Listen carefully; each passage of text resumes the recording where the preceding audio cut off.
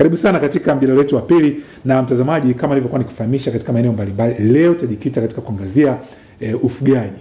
Na kikubwa zaidi tutakupatia elimu, tutampatia nafasi zaidi mgeni wangu aweze kutoa maelezo ya kina kwa wingi uweze kufahamu, na mwisho wa siku endapo una maono na ushauri nitakupatia namba ya kuweza kushiriki nami katika kipindi cha Tuongee Asubuhi.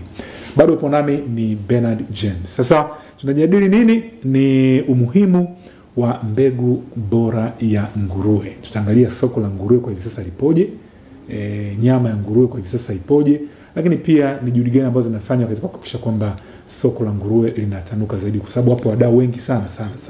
Leo utafahamu kupitia kipindi hiki. Lakini rejea pia kipindi hiki, kuna kongamano ambalo lilifanyika hivi karibuni nchini Tanzania, kubwa tu, ambalo lilihusisha mataifa mbalimbali, lakini lengo ni nini? Kuweza kuhakikisha kwamba ufugaji huu unakuwa tija na unaongeza faida kwa mkulima na mfugaji. Sasa tunaongezaje tija? Utasikia tokanayo pia na kongamano hilo. Na mgeni wangu ni nani kwa siku ya leo? Nipo na Dr. Egbert Baguma, yeye ni mshauri ufugaji wa kibiashara. Karibu sana kwenye kipindi. Asante sana. Nikupongeza kwa kazi kubwa ambayo unaifanya ya kuelimisha umma kuhusiana na masuala mazima ya ufugaji. Nashukuru. Sawa. Mtazamaji pengine anataka fahamu kwa kina, mimi ninakueleza kidogo tu, lakini unajua mtu akikwambia mwenyewe unaweza kujieleza vizuri sana na nini. Ndiyo. Baada ya hapo pia tuangazia kongamano ambalo lilifanyika hivi karibuni kule Dar es Salaam. Karibu sana. Asante. Kama ulivyotambulisha, mimi naitwa Dr. Egbert Baguma. Mimi ni mkurugenzi wa Panigro Tanzania na Genomex Tanzania. Ndio.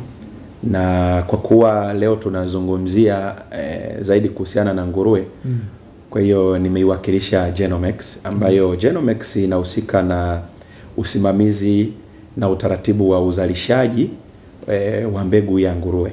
Ndio. Na pia ninatoa ushauri na elimu mbalimbali kuhusiana na ufugaji biashara, kwa maana ya ufugaji wenye tija, yani ufugaji ambao una mwisho wake ni faida. Okay. Ndio. Sawa, asante sana. Jovini alitokea vizuri hapo, ni umuhimu wa mbegu bora ya nguruwe. Jovini pamoja na Venita, ni umuhimu wa mbegu bora ya nguruwe. Sio uchaguzi, hapana. Ni umuhimu wa mbegu bora ya nguruwe. Kwa hiyo nibadilisheni hapo kidogo. Sawa. Sasa Dr. asante sana kwa maelezo hayo. Kwanza kabla ya kusonga mbele, nataka tuangazie kwanza kwa ufupi kuhusiana na kongamano ambalo lilifanyika hivi karibuni, ambalo ndio rejea pia kipindi chetu kwa siku leo. Karibu. Asante. Tarehe 11 mpaka tarehe 13 mwezi wa 9 ndio tulikuwa na kongamano kubwa la nguruwe ambalo liliandaliwa na wadau mbalimbali, ndio kwa kushirikiana na chama cha wafugaji wa nguruwe TAPIFA.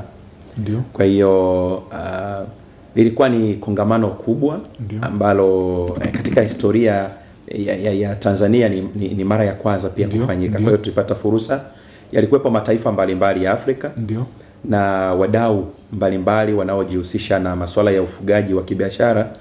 Zaidi ya 2000 walishiriki katika ndio. Na lengo ilikuwa ni kujifunza zaidi na kufungua fursa mpya kwa wafugaji wa hapa Tanzania pia.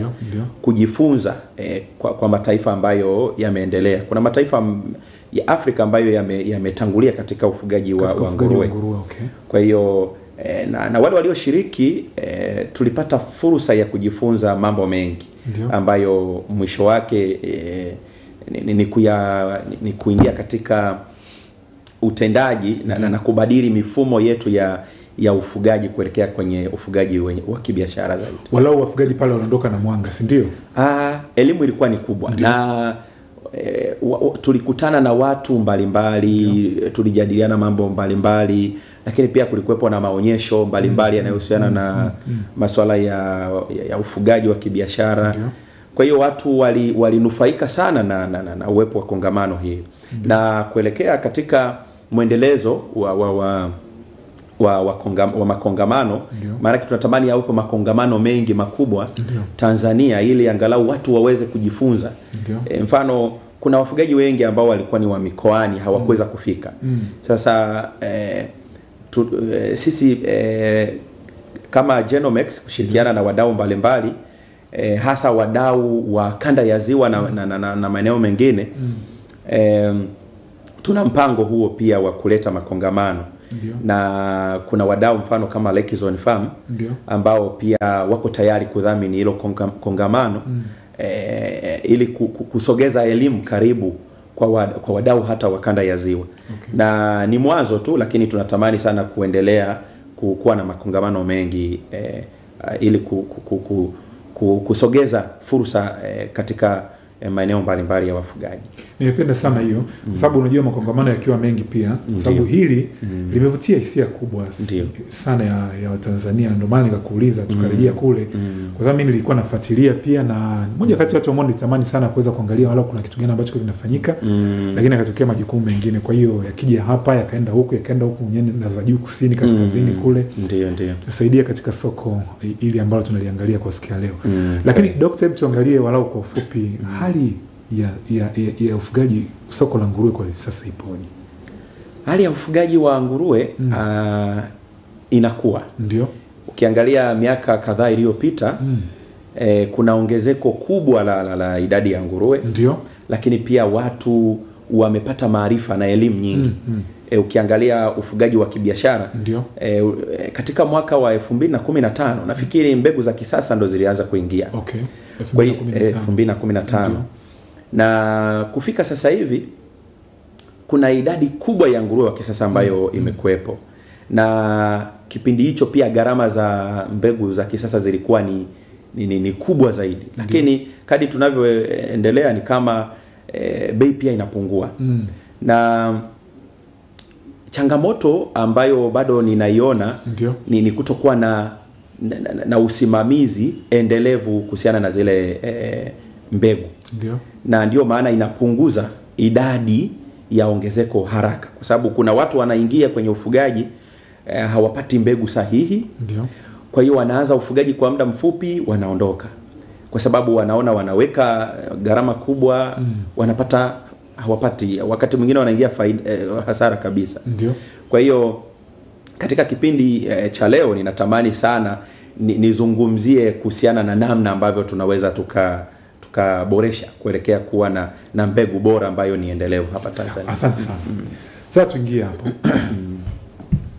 Umetaja Lekizone Farm. Mimi nawafahamu wadau wakubwa sana wa kilimo, walau nishakula mayai mengi sana kutoka Sawa, nafanya vizuri sana. Nimeona pia juzi mkuu wa mkoa amewatembelea. Ilikuwa jana. Juzi alikuwepo katibu tawala, lakini jana tulikuwa na mkuu wa mkoa. Ndio. Nimependa kwa sababu mimi nawafahamu siku nyingi, kwa hiyo ni wadau wakubwa sana wa kilimo nchini Tanzania. Ndio. Sasa ni kanda ya Ziwa na naona pia mkurugenzi pale mara nyingi akiwa anapata tuzo mbalimbali. Ndio. Kwa kweli anapiga mwingi sana. Kama unavyosema Lekizone Farm imekuja kivingine. Na sisi kama wadau tuna haja ya kuwapa support na kuwapongeza pia. Kwa sababu wanafanya vizuri. Na kama ulivyosema tumekuwa tukiona wakifanya vizuri kwenye kuku. Na sasa hivi wameingia kwenye mchakato mzima wa nguruwe sasa.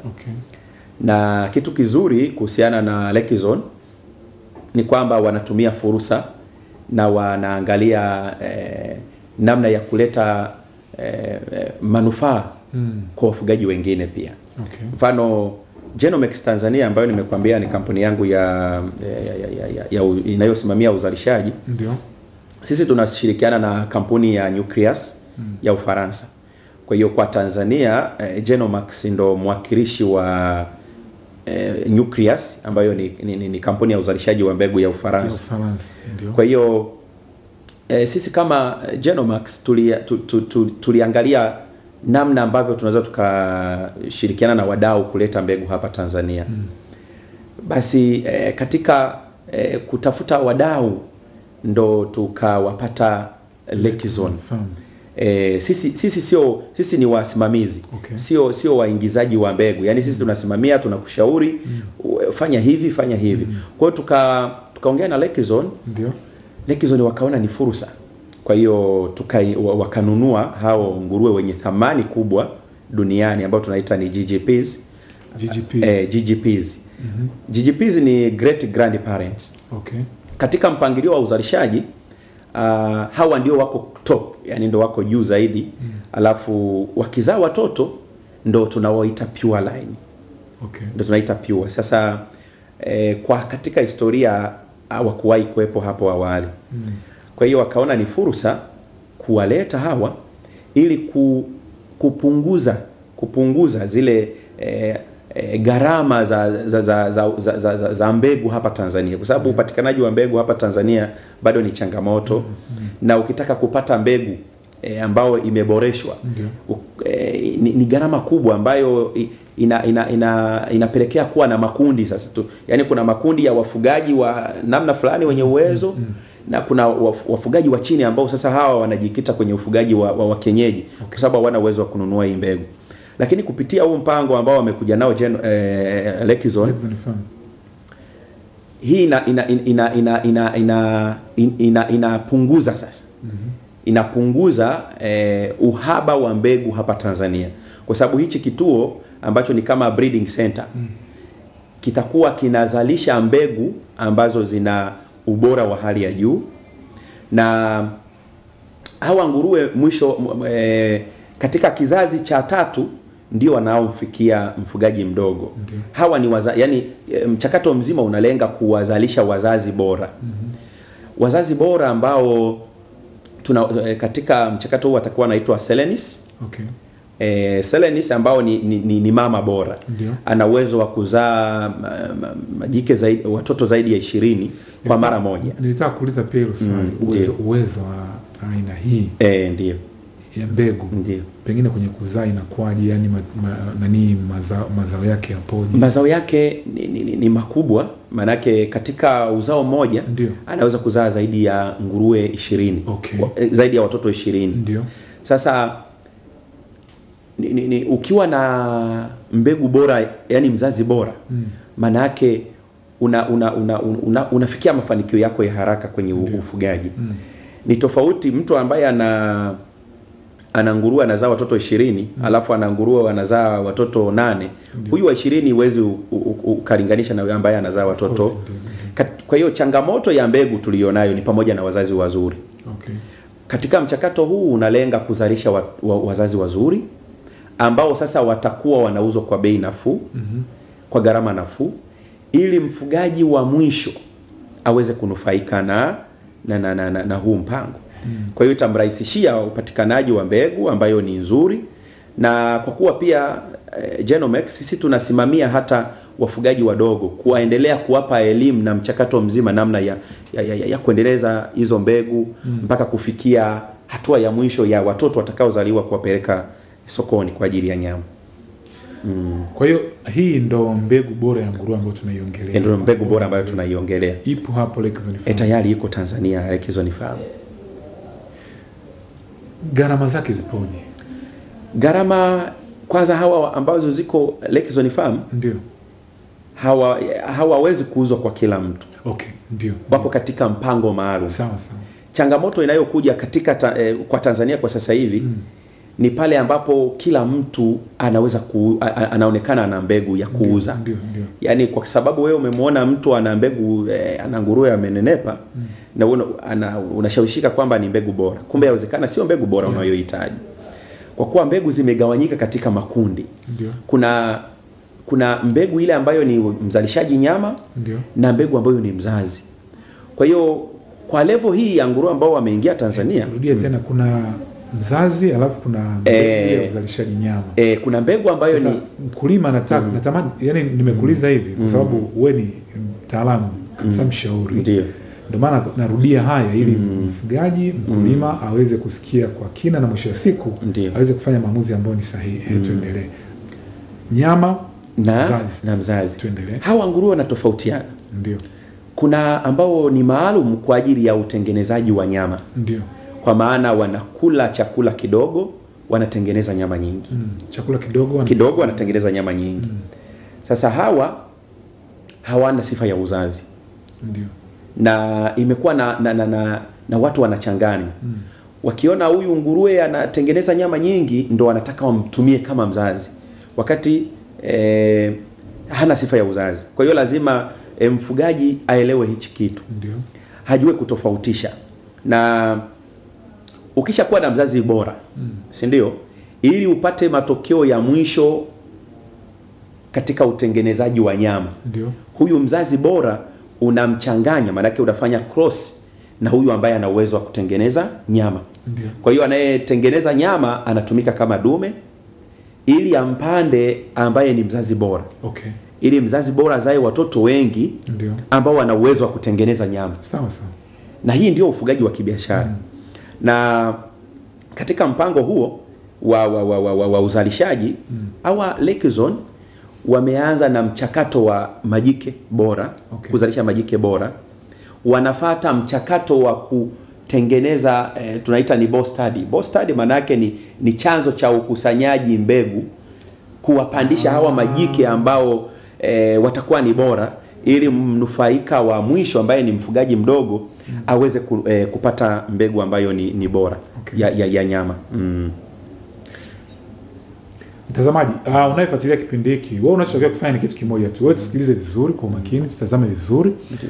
Na mwisho wa siku nitakupa nafasi ya kuweza kuniandikia ujumbe wako mfupi na kunipigia simu uweze kuuliza maswali, kwamba ushauri, lakini kama ujuavyo na kwamba tunarejea kuna kongamano kubwa ambalo lilifanyika hapa nchini Tanzania la nguruwe, na sasa tayari matunda yapo hapa kanda ya Ziwa. Kuna watu ambao wamewekeza katika ufugaji wa kisasa zaidi ambao tunajadili kwa siku ya leo, na wana mbegu bora ya nguruwe. Lengo ni nini?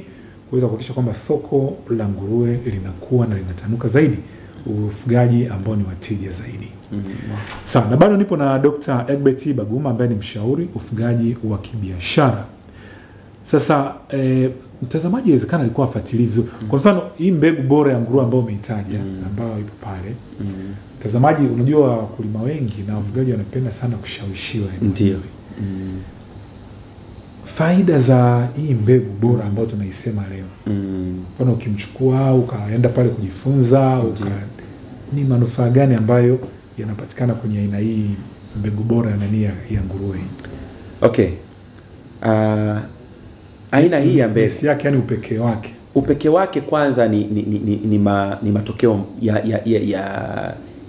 ya uwezo wa ukuaji. Ndio. Matokeo katika uwezo wa ukuaji. Ya manake wana uwezo mkubwa kuliko nguruwe wa aina yoyote. Mfano kwenye ukuaji. Okay. Katika hawa nguruwe, kwa nguruwe moja anaweza kuongeza zaidi ya 1.5 kilo kwa siku moja. Okay. 1.5 kwa siku moja. Hii ni katika wanapofika kipindi cha ukuaji. Maana kuna hatua 3. Kuna hatua ya awali ambayo tunaita ni starter. Okay. Alafu kuna hatua ya pili inaitwa ni grower. Ndio. Na hatua ya 3 ambayo ni finisher. Sasa wakiwa katika hatua ya ukuaji, maana yake ya grower, wana uwezo wa kuongeza zaidi ya 1.5 kilo kwa siku. Ndio. Na ambapo wanakuwa wanakula wastani wa 2.5 kilo. Ndio. za chakula. Kwa hiyo lengo la hawa ambao wana uwezo mzuri wa ukuaji, unajua ukuaji wa haraka unarithishwa katika vizazi vinavyofuata. Kwa hiyo tofauti yao hawa GGPs na hawa wengine ni kwamba hawa GGPs wana performance ya juu ya ukuaji. Kwa hiyo akizaa mtoto anarithi pia uwezo ule wa ukuaji. Sawa? Ndio. Alafu hata mtoto mjukuu anarithi ule ukuaji. Ndio. Na kitukuu, maana yake wale nguruwe wanaoingia sokoni wanarithi pia ukuaji wa haraka. Kwa hiyo huyu mfugaji akipata huyu jike, ndio. Akipata huyu jike ambaye ana uwezo mzuri wa ukuaji, na ana uwezo mzuri wa uzazi, akichanganywa na huyu nguruwe ambaye ni maalum kwa ajili ya kutengeneza nyama, ndio, mwisho wanapopatikana wale watoto ambao tunasema ni marketing pigs, wanapopatikana kuchanganywa na huyu jike bora, ana uwezo wa uzazi watoto wengi. Ndiyo. Lakini amerithi ukuaji mzuri kutoka kwa bibi zake. Okay. Akichanganywa sasa, maana yake ukimchukua ukicross na yule nguruwe mwingine ambaye ni maalum kwa ajili ya utengenezaji wa nyama, huyu mtoto anayepatikana kwa ajili ya nyama ambayo tunasema ni marketing pigs, anakuwa na uwezo mkubwa wa ukuaji, ambapo anaweza kufika zaidi ya kilo 100 katika miezi 6. Sawa sawa. Kwa hiyo mbegu zilizopo Tanzania nyingi ndio ni kwamba ni mbegu zilizochanganyikana bila mpangilio. Kwa hiyo zimepoteza ule uwezo wake, kwa maana zimepoteza vile vinasaba vya ukuaji. Ndio maana wafugaji wengi wanatumia gharama nyingi, hawapati faida, kwa sababu mbegu zenyewe hazina uwezo wa kubadilisha chakula kuingia kwenye nyama. Nilitaka kujua ni rahisi kiasi gani kwenye ufugaji wa aina hii ya mbegu ya nguruwe? Kuna urahisi au kuna ugumu hapo? Urahisi upo. Urahisi unaanzia kufuata utaratibu. Yani hauhitaji uvuke zile step. Kuna vitu vitatu ambavyo ni vya msingi unatakiwa uvizingatie. Mkulima sasa na mfugaji zingatia vitu vitatu. Vitu vitatu vya msingi. Cha kwanza ni hiyo mbegu bora. Ndio. Ambayo tunaizungumzia leo. Lakini kitu cha pili ni kuhusiana na lishe bora. Ndio. Na kitu cha tatu ni kuhusiana na matunzo bora, maana yake management. Ndio. Kwenye mbegu tayari tumeshazungumzia. Sahihi. Kwa kuzungumzia kidogo kuhusiana na lishe bora. Eleza. Sisi kama kampuni kwa maana ya Panigrow Tanzania, ndio, tumerahisisha pia tayari kwa mfugaji ambaye ni amelenga kwenye kibiashara, kwa kumtengenezea virutubisho rafiki ambayo tunaita ni concentrate. Hii ni balanced diet. Ndio. Hivi virutubisho akivipata mfugaji, yeye anaongeza wanga. Maana yake hasumbuki kutafuta vyanzo vingine vya protini na madini. Ndio. Anaongeza wanga moja kwa moja na kupata chakula kamili ambacho akimpa nguruwe, ndio, anatengeneza anapata matokeo makubwa kwa gharama ndogo. Ndio, matokeo makubwa kwa gharama. Ukilinganisha na yeye mwenyewe akitumia formula zake. Ndio. Akatafuta sijui mahindi, akatafuta sijui soya, wengine wanatumia dagaa, tena kama kanda ya ziwa huwa wanatumia sana dagaa na zile na vichwa vya samaki. Ndio. Akatumia hivyo, unakuta gharama zinaongezeka, zinakuwa ni kubwa, lakini hapati matokeo bado, kwa sababu sio formula maalum. Ndio. Issue ya formula sio formula rahisi. Kwa hiyo sisi tumemwandalia lishe kamili ambayo yeye anaongeza wanga tayari kupata chakula kamili. Kwa hiyo hivi virutubisho tayari vinapatikana na vinaitwa Mr. Pig Concentrate. Ndio. Na vinapatikana kwa gharama nafuu na vinazalishwa hapa Tanzania. Ndio. Na kwa kanda ya ziwa viko pia hapa. Ndio. Na kituo chetu cha hapa kiko pale Nyegezi pamoja na Buswelu. Kwa hiyo watu wanaotaka kupata virutubisho hivi kwa gharama nafuu na matokeo makubwa vipo. Kwa hiyo viko Nyegezi pamoja na Buswelu. Kwenye upande wa matunzo, ndio, maana yake management, unaweza ukawa na mbegu bora, ndio, lakini ukawa pia na lishe bora. Ndio. Kama hauna matunzo bora, una mbegu bora, una lishe bora, hauna matunzo bora, hauwezi kupata matokeo, kwa sababu hivi vitu vinategemeana. Una nguruwe bora mbegu, una lishe bora, lakini hujui huyu nguruwe kwa siku anakula kiasi gani. Ndio. Anatakiwa ale kilo 3, wewe unampa kilo 1.5. Kwa maana huyu nguruwe hawezi kuonyesha matokeo. Lakini kuna utaratibu pia wa chanjo. Ndio. Wanatakiwa wapate, kuna chanjo nyingi ambazo wanatakiwa wapate hao wanyama. Kwa hiyo kama una hivi vyote viwili lakini matunzo management iko chini, haufuatilii chanjo, hauwalishi chakula kinachotakiwa, hauwaoshi, hawafanyii usafi, kwa hiyo hawana miundombinu mizuri ya maji, hawana miundombinu, hawezi kuasesi vizuri chakula, hawa itapelekea kutopata matokeo mazuri. Lakini sehemu sasa ya Genomex na Panigrow Tanzania ni kuhakikisha huyu mfugaji ambaye anapata mbegu bora, ndio, tunampatia na lishe bora, tunamsimamia na utaratibu wa uzalishaji mpaka hatua ya mwisho ya kuwapeleka sokoni hawa nguruwe wake. Sasa nashukuru sana Dokta. Mtazamaji, namba ya kuweza kuwasiliana na mimi kunitumia ujumbe wako mfupi ni 0650 717 818. Naomba Jovi nituweke hapo vizuri. Ni 0650 717 818. 0650 717 818. Hiyo ndo namba ambayo unaweza ukaniandikia baada ile ya kwanza kulingana kama kuna changamoto fulani hivi. Kwa hiyo 0650 717 818. Niandike ujumbe wako mfupi kama una swali kwa dokta, wewe muulize tu, lakini pia kama una maono na ushauri, na nitafurahi sana nikipata ujumbe kutoka kwa wafugaji na wakulima, kwa sababu hizi fursa ni za kwenu nyie. Kwa kama una swali la kuuliza uliza, kama una maoni wewe atoe hapa. Sisi ni kuweza kuyasoma moja kwa moja. Kwa hiyo sasa unanipigia, lakini sitapokea isipokuwa nitapokea muda utakapofika, muda fulani hivi. Kwa sasa hivi unaweza kuniandikia pia ujumbe wako mfupi namba 0650 717 818. Kuna madhara gani ya ufugaji ambao hauzingatii ili eneo la mbegu bora ya nguruwe? Madhara makubwa ni hasara. Kama nilivyosema kwamba wafugaji wengi wanaingia kwenye mchakato na wanaacha. Ni kwa sababu kwanza wengi wanaoingia wamemwona ndugu Benson ana nguruwe. Wameona mimi nafuga nguruwe, na mimi bwana ni rahisi. Na mimi ni rahisi niingie kwenye ufugaji. Kwa hiyo anaingia bila kujua anaenda kumlisha nini, bila kujua ni mbegu gani, bila kujua mwisho anapata nini. Ndio.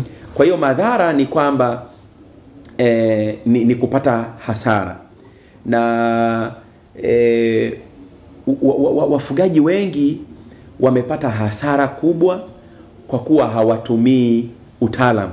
Ndio. Hawatumii utaalamu. Kwa hiyo madhara ni kwamba wengine wanaingia mpaka kwenye mikopo kabisa. Amekopa hela yake benki, ameingia kwenye ufugaji, au wafugaji wengi unakuta ni wastaafu. Amestaafu kazi yake, anasema mimi naingia kwenye ufugaji wa nguruwe. Ndio. Anajenga mabanda yake, anachukua nguruwe wa kienyeji. Ndio. Anachukua nguruwe wa kienyeji, anamlisha chakula kingi. Na nikwambie tu nguruwe wa kienyeji anaweza kula mwaka mzima akapata kilo 30. Wakati mwaka mzima akapata kilo 30. Tena kuna mtu alinichekesha. Ndio. Akasema mimi bwana nimefuga nguruwe mwaka mzima, lakini nimechinja nimepata kilo 15. Sasa ukiangalia chakula alichokula mwaka mzima ni chakula kingi. Ukilinganisha kwamba katika miezi 6 nguruwe anakula wastani wa kilo 301, 274 mpaka 301. Ndio. Katika miezi 6. Kwa hiyo kama amekula kilo 301 kwa mwaka mzima anakuwa amekula kilo 600 na point. Ndio. Lakini huyu nguruwe wa kisasa ambaye anakula miezi 6 kilo 301, tuseme 274 mpaka 301, anakupa kilo 100 mpaka 120 za nyama. Na maanisha za uzito kabla ya kuchinjwa, na akichinjwa anatoa zaidi ya kilo 70. Sasa huyu nguruwe wa kienyeji katika mwaka mzima, yani mara mbili yake, na anapata kilo 15. Unaweza kaona kwamba ni hasara. Kwa hiyo madhara makubwa ni kupata hasara, kwa maana unatumia gharama nyingi na haupati matokeo mazuri. Na kingine, kwa kuwa wafugaji wengi wanafuga bila mpangilio. Ndio. Unakuta wanapelekea kupoteza haraka ubora wao. Hata kama amepata nguruwe aliye bora angalau kwa sehemu yake, lakini kama atafuata utaratibu wa uzalishaji. Ndio. Kwa maana unakuta hata ndugu anapandana. Ndio. Yaani unakuta nguruwe anampanda dada, kaka anampanda dada. Ndio. Mtoto anampanda mama. Ndio. Baba anampanda mtoto. Kwa hiyo unakuta hata vinasaba vile vyenye ubora vinapotea. Ndio. Kwa hiyo ndio maana tunasisitiza kwamba mtu anayetaka kuanza kufuga kwanza apate elimu, kwa sababu ni vyema ukapata elimu ya biashara unayoenda kuifanya, kwa sababu hii ni biashara pia. Apate elimu, ajue ni wapi ni sehemu sahihi ya kupata mbegu bora, ambayo tayari tumeshaipata mbegu bora ni Lake Zone Farm. Na baada ya hapo ajue anapata lishe wapi, ambapo tumeshamhakikishia uwepo wa lishe ya Mr. Pig Concentrate kwa gharama nafuu. Lakini ajue atapata elimu ya matunzo wapi. Ndiyo. Ambapo sisi kama Panigro Tanzania tuna pia madaktari ambao wanaenda moja kwa moja kwa wafugaji. Kwa hiyo tunaendelea kumsimamia hata mfugaji kuanzia mwanzo mpaka mwisho katika mradi wake wa ufugaji. Kuna swali ambalo umelijibu, nitaka kuuliza pia upatikanaji wa wataalamu vipi? Ndiyo. Wa ufugaji wa nguruwe wa kibiashara kwa kutumia mbegu bora ya nguruwe. Wataalamu wapo wa kutosha? Manake tumekuwa tukisikia kwa mfano serikali kwenye kilimo mara kwa mara unasikia watu wakisema maafisa ugani wachache na nini wataalamu wachache. Sasa nitaka kuangalia katika eneo hili ambalo sasa hivi linakuwa kwa kasi sana. Yes. Wataalamu wapo wa kutosha kinanyie? Kiukweli wataalamu wapo, japo sio wengi sana walimejikita kwenye upande wa nguruwe. Lakini kwa kuwa sekta inazidi kukua na wataalamu wanazidi kuona kwamba ni sehemu sahihi ya kusimama kwenye kuwasimamia hawa wafugaji. Na sisi kama kampuni tumetengeneza wataalamu. Tuna wataalamu katika mikoa yote ambao wametrainiwa maalum, wamefundishwa mafunzo yanayohusiana na masuala ya nguruwe katika kwa ujumla. Kwa hiyo wale wanaotaka kupata wataalamu wanapatikana Tanzania nzima. Haimaanishi kwamba wapo upande mwingine, lakini nazungumzia ambao ninawafahamu. Sisi tumewagawa wataalamu katika mikoa mbalimbali.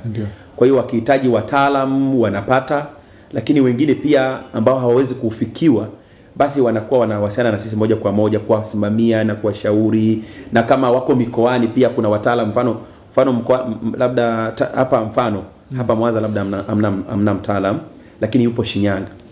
Mtaalamu wetu anaweza kutoka huko. Lakini kingine tunatoa semina mbalimbali. Tumewekeza katika semina. Sio rahisi kuwa na wataalamu ambao watawafikia wafugaji wote, lakini kupitia semina zinawaunganisha wafugaji wengi na kupata elimu kwa pamoja. Kwa hiyo tunazidi pia kufanya semina. Na hapa pia kanda ya Ziwa tutafanya semina ambayo inaandaliwa na Lekizone kushirikiana na Genomex Tanzania. Tutakuwa na kongamano kama nilizokuambia, lakini pia litaambatana na semina, na inaweza likawa ni la siku zaidi ya moja. Sawa. Kuna mtazamaji wangu hapa anauliza nini maana ya GGPS? GGPS nilikuwa nimeeleza kwamba GGPS kirefu cha GGPS ni Great Grandparents. Yaani ni wazazi bibi wanaozaa bibi. Ni wazazi wa bibi. Yaani kuna wazazi wanaozaa bibi. Alafu bibi anamzaa mtoto ambaye huyu mtoto sasa ndo tunakuzia wewe. Ili uweze kumtumia kama mzazi shambani. Nafikiri umeelewa mtazamaji. Lakini ameuliza pia dokta mwingine anaitwa Titus yuko Meatu. Dr. bei ya hao GGPs ni shilingi? Kwa kweli kama liko ndani ya uwezo wako sawa utalijibu. Kwa kweli GGPs kwanza hawauzwi hawawekwi katika soko la kuuza. Imezingatia katika mikataba zaidi. Kwa hiyo kwa sasa hivi hawezi kuuzwa hao GGPs. Naitwa Anderson Kibasa, nipo Ludewa mkoa wa Njombe. Naomba kuuliza huko mikoa ya kusini tunapataje hao nguruwe na wataalamu wa kutoa huduma sahihi? Amesema yuko wapi? Yupo Njombe. Njombe wanapatikana. Yaani hawa nguruwe wanapatikana Tanzania nzima. Watapatikana Tanzania nzima. Kwa hiyo wale ambao wanahitaji, bila shaka tutataja mawasiliano ili waweze kupata hao nguruwe. Wanapatikana tena kwa bei nafuu. Mimi ni mfugaji, nipo Karagwe, Kagera. Nazipataje hizo mbegu bora, manake nazihitaji sana? Hizo mbegu bora tuseme tutaziweka sokoni kwa maana ya wazazi bora. Wanapozungumzia mbegu bora wasifikiri kwamba ni wale great grandparents. Wale wako katika mpango wa kuzalisha hawa sasa wazazi wa mbegu bora ambao hawa ndo tutawapeleka sokoni, na kuanzia mwakani mwanzoni tutaanza kuwauza katika maeneo mbalimbali ya Tanzania. Sawa. Mimi huku Sumbawanga ni mfugaji, ila nimefanya utafiti, nguruwe wengi wanadumaa. Tatizo ni nini? Udumavu kwanza kwenye mbegu pia. Kuna mbegu ambayo haina ubora wa ukuaji. Kwa hiyo ni yawezekana nafuga nguruwe wa kienyeji, lakini kingine yawezekana pia ndio hiyo issue ya lishe. Okay. Yawezekana hawapi ni mbegu bora, usipowapa lishe manake wanadumaa. Kwa hiyo kuna vitu viwili, either ni aina ya mbegu alionayo au ni lishe anayowapatia. Kwa hiyo anaweza akapata lishe pia pale ya Mr. Pig Sumbawanga ipo. Naitwa Anas Mae. Nilikuwa nauliza kwa mkoa wa Kilimanjaro wanapatikana? Maana nimekuta kipindi kinaendelea. Okay. Bila shaka ni wataalamu au ni nguruwe? Sijajua. Lakini wataalamu. Kwa wataalamu Kilimanjaro wapo wataalamu, wapo. Na tuna kituo chetu pale Kilimanjaro, tuko Majengo sokoni pale. Sawa. Ndio. David Iringa, vipi kuhusu ufikishaji wa hiyo mbegu bora ya nguruwe kwa mikoa mingine? Itakuwa ni rahisi. Okay, mwingine wa Igunga Tabora napenda kuuliza hizo mbegu wanapatikana kwa shilingi ngapi? Umesema ni mikataba Ndio. Mimi ni mfugaji naitwa Nehemia. Nguruwe kula watoto, shida ni nini? Issue ya kula watoto, kuna tabia za urithi kutoka kwa wazazi, lakini pia kuna virutubisho kama vimepungua kwenye hiyo lishe, inaweza kapelekea pia nguruwe kula wazazi. Lakini kuna tabia ambayo ni ya asili ambayo tunaita ni pig vices, ni ya urithi kutoka kwa mzazi kwenda kwa mtoto ya. Naitwa Kashaidia kutoka Muleba. Swali langu, hawa GPs wanapatikana kwa njia gani? Wanatengenezwa maabara au inakuwaje Dr. Hawa wanafanyiwa research, ni utafiti. Okay. Na kuna aina mbalimbali za mbegu. Na mfano kuna hawa large white zaidi ya aina 200. Kuna Duro kwa zaidi ya aina 200. Kwa hiyo mtu anapotafuta mbegu bora, maana yake anafanya tafiti. Katika hao nguruwe wengi, ni yupi ni mchanganye na yupi, au ni mboreshe kwa namna gani ili niweze kuwa na mbegu ambayo ina uwezo mzuri zaidi. Mimi ni mfugaji, nini hasa chanzo cha nguruwe kuzaa watoto wamekufa au hata kuoza? Naitwa Robi. Magonjwa kuna magonjwa ambayo ni ya uzazi, kuna magonjwa ambayo ni ya hata sumu kuvu kwenye chakula pia inapelekea kuzaa watoto wameoza. Kwa hiyo ni issue ya management hapo ya. Je, kwa nini msipandikize kwa njia ya sindano? Naitwa Apology kutoka Dar es Salaam. Swali ni mengi. Kwanza hiyo swali nimelipenda, na mimi pia ndo mwanzilishi wa huduma ya upandishaji kwa njia ya chupa. Okay. Tanzania. Okay. Kwa hiyo tunatoa hii huduma pia, na tunatoa mikoa yote Tanzania. Na lengo la hawa wazazi ambao tunawazalisha, tutakuwa tunawapandisha kwa mbegu hizo za chupa ili kuendeleza ubora hata katika mbegu ya mwisho. Kwa sababu tunaweza tukakuuzia mbegu huyo mzazi mzuri, wewe ukampandisha na nguruwe wa kienyeji, watoto hawatakuwa wazuri. Lakini tukikupandishia na mbegu ambayo tulionayo ambayo ni pure line sasa, kama Duro au Petrine, na mbegu nyingine mpya inaitwa Viga, huyu mama anazaa watoto wazuri na ambao wanakuwa vizuri. Kwa hiyo mfumo huu unalenga pia katika kutumia hiyo mbegu ya upandikizaji. Mimi niko Muhindulo, Tanga, na ni mfugaji wa nguruwe, ila sijui nafuga mbegu gani. Anafuga lakini hajui na hiyo ni changamoto ya watu wengi. Na umesema hapo. Nimeisema ya. Pili, mimi nawapa mapumba tu na mihogo. Nipe chakula. Niwape chakula mara ngapi? Kama ni pumba na mihogo hawezi kupata matokeo. Lorenzo wa Muhindulo. Nguruwe anahitaji kupata lishe kamili. Balanced diet, anahitaji protini, wanga, vitamin, madini.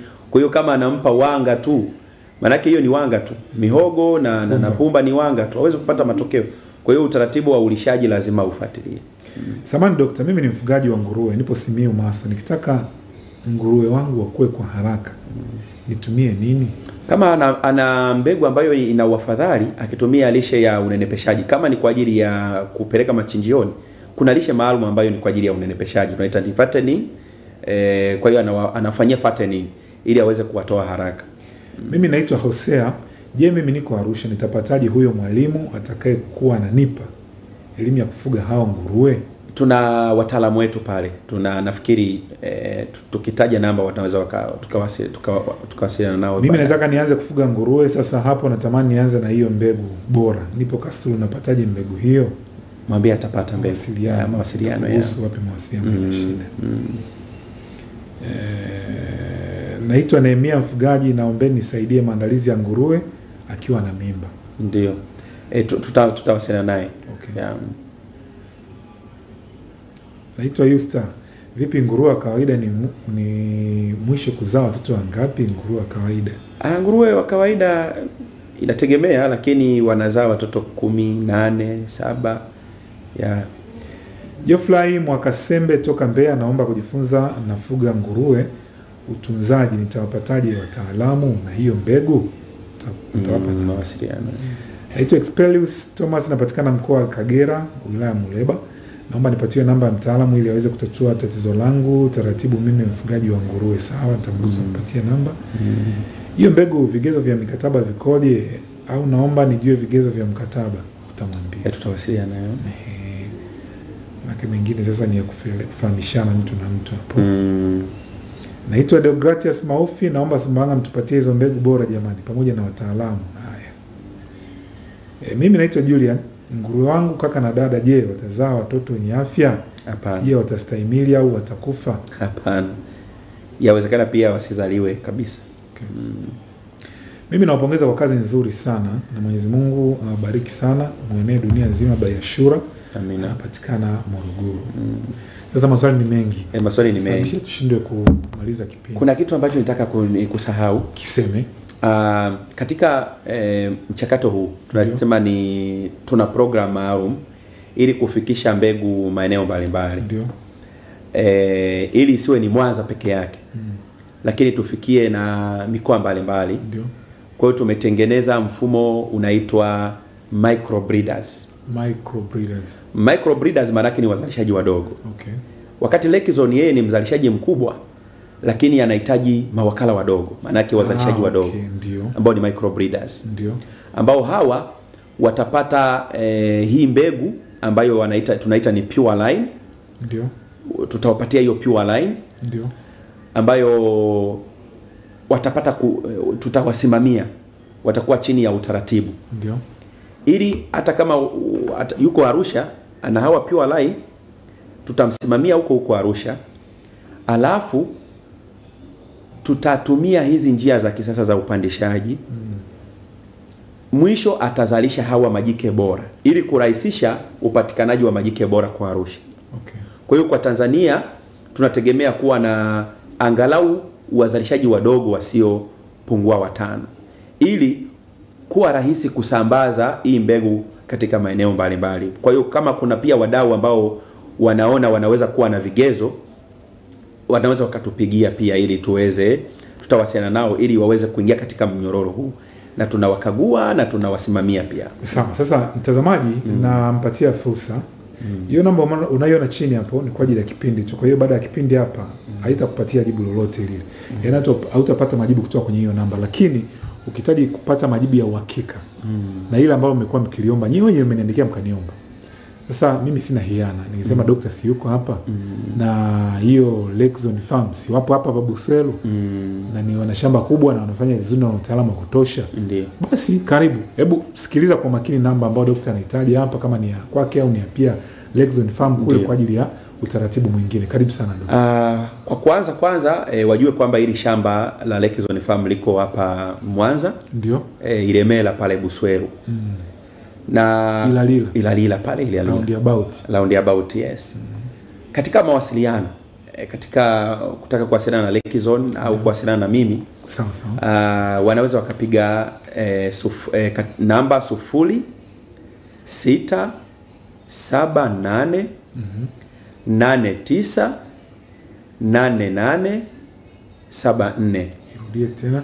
0678 89 88 74, na namba nyingine ni 0713 36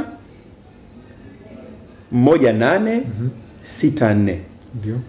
Narudia tena 0713. Sasa wasukuma wenzangu msikilize vizuri. 0713 36 1864. Hizi ni namba ambazo wakizipiga basi wanapata hizi huduma zetu, na wanapata pia kupata hiyo lishe bora ya nguruwe, lakini pia kupata hiyo mbegu bora na kupata pia usimamizi bora.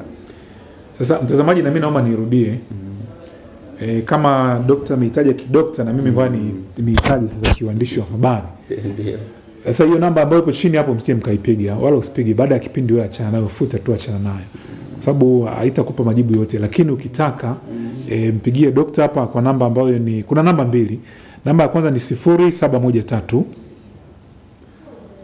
361 864. Namba ya kwanza hiyo. Namba ya pili ni 0678 898 874. Ujielewa? Daktari amekuja pia na kitabu hapo cha nini hicho? Nimekipenda. Hichi kitabu nimekuja na kitabu cha ufugaji wa kibiashara wa upande wa kuku. Na kumbe na kuku na penyewe pia sisi tunahusika pia na masuala yote. Kwa hiyo lakini hiki kimeandaliwa na Lake Zone Farm. Kwa hiyo kwa wadau wale wa kuku pia hapa ndo mahala pake. Kimeandaliwa na Lake Zone Farm kwa maana ya mkurugenzi Joyce Kabago pamoja na ushirikiana na meneja wake mume wake. Lakini kimehaliliwa pia na mimi mwenyewe. Ni mimi nimefanya uhariri. Kimehaliliwa na Dr. Baguma. Kwa hiyo ni kitabu kizuri, kinaelezea ni mwongozo wa ufugaji wa kuku wa mayai, aina aina mbalimbali za kuku wa mayai. Kwa hiyo ukisoma hiki kinakupa mwongozo wa ufugaji wa jumla, hasa kuku wa mayai pamoja na kuku machotara. Kinauzwa au ni bure? Hichi kinauzwa. Hichi kinauzwa kwa bei, nafikiri tutawapatia bei, lakini kinaweza kikapatikana pia hata hapa kwa walio karibu wanaweza kukipata hapa, lakini pia kwenye vituo vyetu vya mauzo, na wakipiga hizo namba pia wataweza kukipata popote wale. Kwa hiyo ukiacha ile namba kwa ajili ya nguruwe akikupigia pia unaweza kujua jinsi ya kupata kitabu. Wakipiga ile namba wanapata pia hichi kitabu. Kina mwongozo mzuri, na sasa hivi tunaandaa kitabu pia kwa ajili ya nguruwe, ambacho katika kongamano ambalo litafanyika tena ni bora watu wajue hilo kongamano wasikose.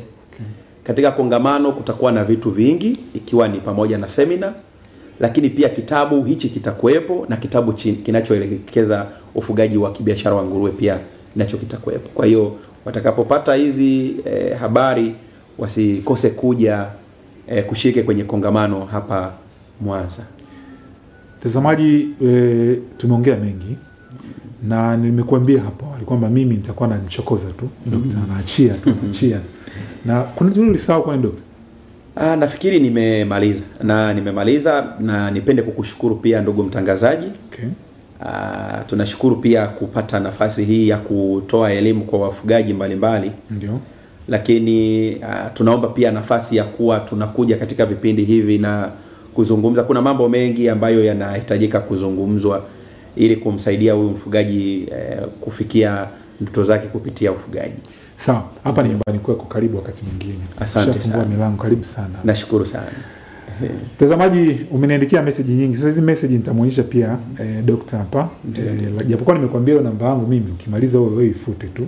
Ndio. Mimi sio daktari, mimi ni mtangazaji. Nitakwambia nini mimi bwana.